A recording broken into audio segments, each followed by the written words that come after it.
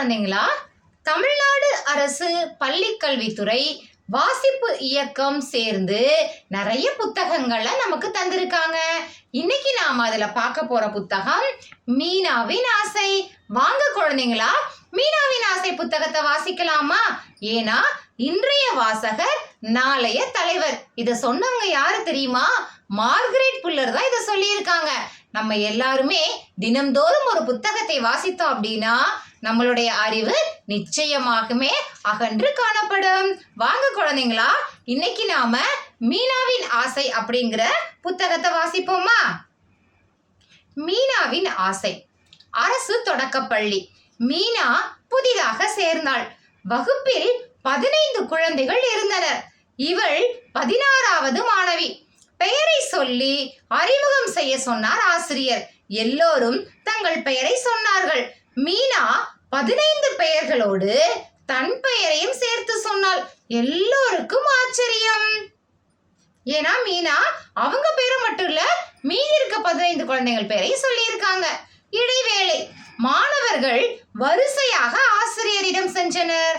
அவர் ஒவ்வொரு குழந்தைக்கும் 2 பிஸ்கட் கொடுத்தார். எல்லோரும் சாப்பிட்டார்கள். மீனா பிஸ்கட்டை நாய்க்குட்டிக்கு கொடுத்தாள். மீனா, பிஸ்கட்டை நீ சாப்பிடாம நாய்க்கு ஏன் கொடுத்தே? ஆசிரியர் கேட்டார். நாய்க்குட்டியின் வயிறு ஒட்டி போயிருக்கு, அதனாலதான் அதுக்கு கொடுத்தேன். எனக்கு பசிச்சா உங்களிடம் கேட்பேன், அது என்ன செய்யும் பாவம்? மீனா சொன்னாள். உயிரெழுத்தை வைத்து ஒரு விளையாட்டை ஆரம்பித்தார் ஆசிரியர். இது என்ன எழுத்து சொல்லுங்க? ஆசிரியர் கேட்டார். ஒவ்வொருவராக பதில் சொன்னார்கள்.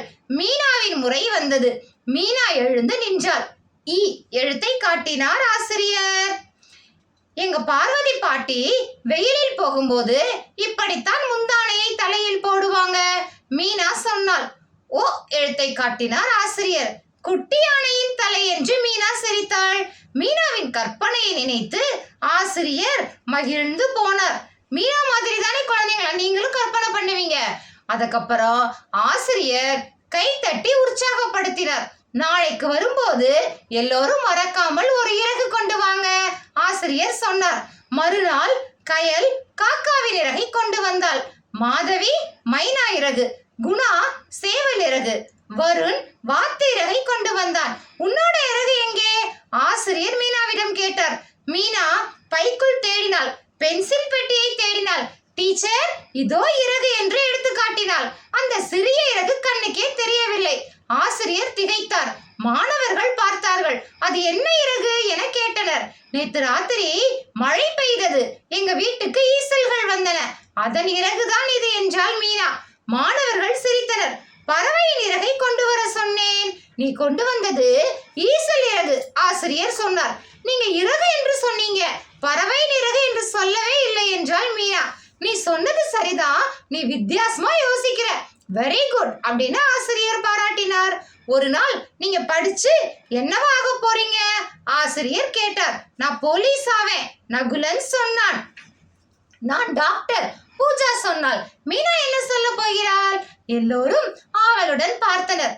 பசிக்கிற மக்களுக்கு சாப்பாடு கொடுக்கும் மிஷினை கண்டுபிடிக்க போறேன், பசிக்கிற மக்களுக்கு சாப்பாடு கொடுக்கும் மிஷினை கண்டுபிடிக்க போறேன், மீனா சொன்னாள். வகுப்பே கை தட்டியது.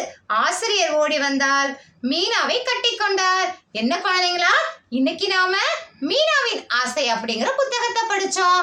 நீங்களும் உங்க பள்ளியில இருக்க மீனாவின் ஆசை புத்தகத்தை படிங்க. மீனாவின் ஆசையை போலவே உங்க ஆசை என்னன்னு சொல்லுங்க. மீண்டும் ஒரு பதிவில் சந்திக்கிறேன். நன்றி குழந்தைங்களா.